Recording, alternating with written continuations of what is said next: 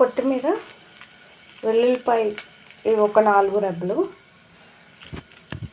కొత్తిమీర, చిన్న అల్లం, వెల్లుల్లిపాయలు ఒక 4 రెబ్బలు మిక్సీ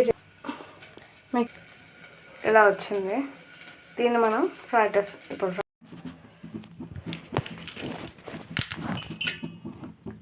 చిల్లీస్ ఒక 5-4 వేసుకున్నాం, పల్లీలు, కరివేపాకు. వేగిన పోపుని తీసి మనం కొత్తిమీర పేస్ట్లు వేసుకుందాం. అండ్ ఆల్సో వెల్లుల్లిపాయలు కూడా.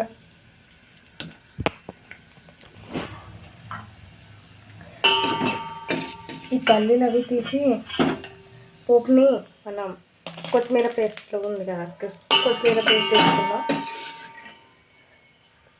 దాంట్లో వేసేసుకుంటున్నాం. అలాగే కొద్దిగా పచ్చిమిర్చిలు వేస్తున్నాను. ఇందులో ఒక 3 చాలు. కొత్తిమీర వేసుకుంటే స్పైసీ కావాలంటే 3 చాలు. చేసి పెట్టుకున్న చాలా ఉంది కదా, దాన్ని వేసేసుకుందాం. ఇందులో సాల్ట్, పచ్చిమిర్చి వేసాం కాబట్టి కారం వేయట్లే, కొద్దిగా పసుపు.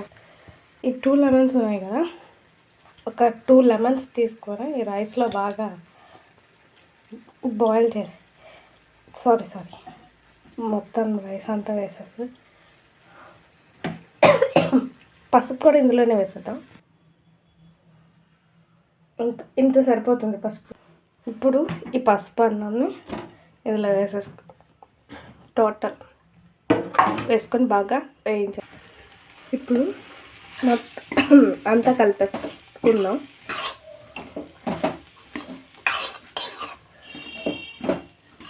మన కొత్తిమీర గ్రేవీని మొత్తం అంతటినీ కలిపేసుకుందాం.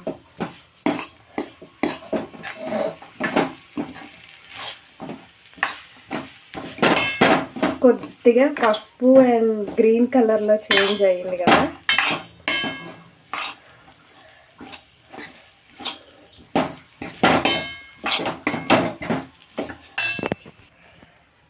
లాస్ట్ కొన్ని కట్ చేసి పెట్టుకున్న కొత్తిమీర